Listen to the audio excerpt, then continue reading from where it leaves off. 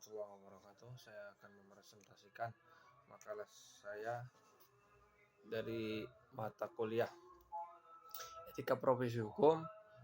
Judulnya pengertian hakikat, makna, dan kelemahan kode etik, realita dan penyebab kurang berfungsinya kode etik, serta upaya mematuhi kode etik. Dosen pengampunya Ustadz Sofyan Munawar, SHIMH.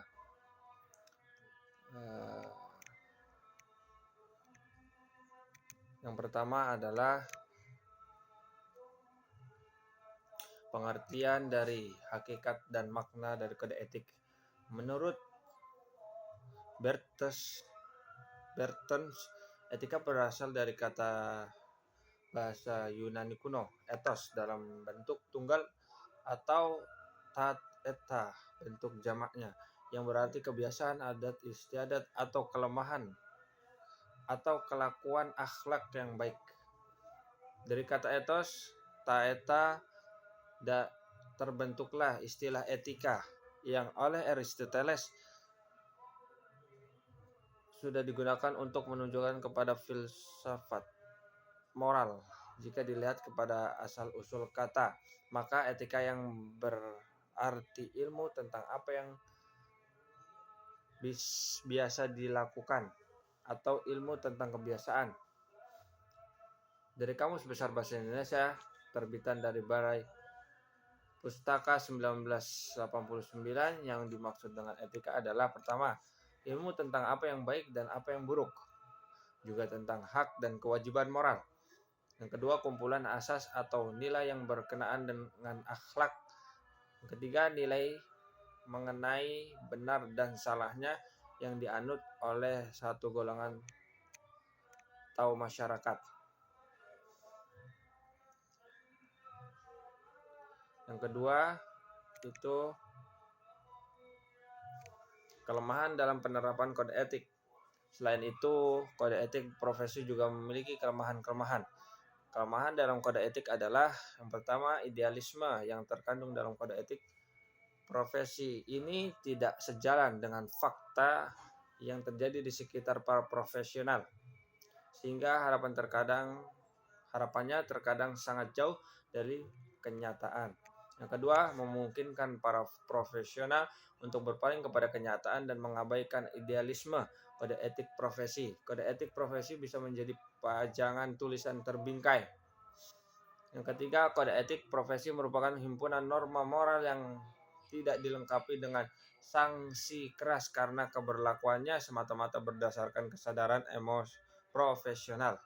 Yang keempat, memberi peluang kepada profesional untuk berbuat menyimpang dari kode etik profesinya. Faktor yang menyebabkan pelanggaran itu: yang pertama, pengaruh sifat kekeluargaan, pengaruh jabatan, dan pengaruh konsumerisme. Yang ketiga, penyebab dari kurang berfungsinya kode etik dalam praktik. Pada kurun waktu akhir-akhir ini terjadi gejala bahwa kode etik profesi kurang berfungsi sebagai mestinya.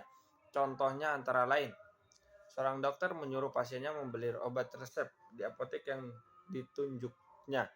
Patut diduga ada kolusi antara dokter tersebut dengan pengusaha apotek. Ternyata kode etik profesi dokter kurang berfungsi. Kedua, seorang insinyur yang menjadi kontraktor bangunan membangun sebuah gedung dengan konstruksi yang telah ditetapkan di dalam kontrak. Di dalam kontrak telah dijelaskan jenis dan ukuran besi yang harus digunakan. Tetapi insinyur tersebut menggunakan besi dari jenis dan ukuran yang standar, lebih rendah atau lebih murah, dengan maksud mendapatkan keuntungan yang lebih besar. Ini berarti kode etik profesi insinyur kurang berfungsi di dalamnya. Ketiga, hakim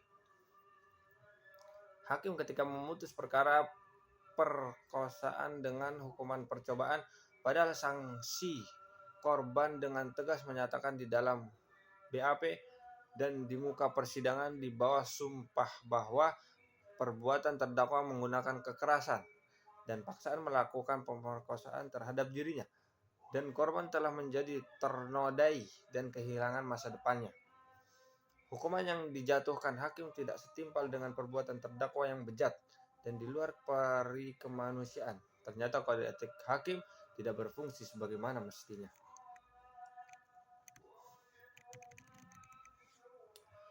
Beberapa gejala yang dikemukakan di atas menunjukkan bahwa betapapun bagusnya suatu kode etik dibuat oleh kelompok profesi dan diharapkan berfungsi sebagai pedoman perilaku, nyatanya selalu diabaikan. Ada beberapa alasan mengapa para profesi mengabaikan dan menyampingkan kode etik profesi, antara lain pengaruh rasa kekeluargaan dan pertemanan, pengaruh jabatan, pola hidup konsumerisme, dan karena lemahnya iman dari para profesional itu.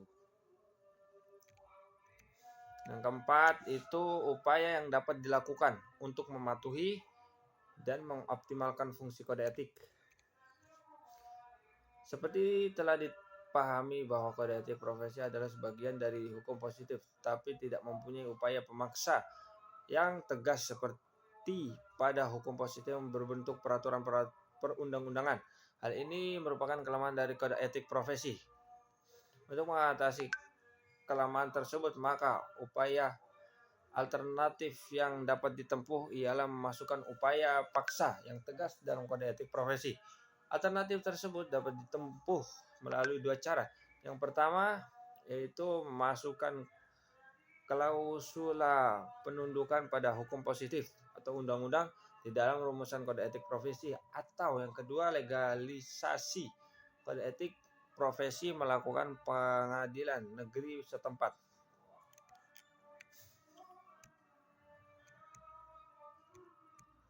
Demikian dari presentasi saya, kurang lebihnya bermanfaat, kurang lebihnya saya mohon maaf dan semoga bermanfaat.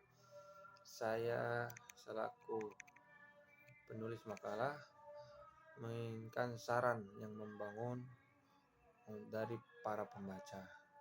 Demikian dari saya, billahi taufiq wal hidayah. Wassalamualaikum warahmatullahi wabarakatuh.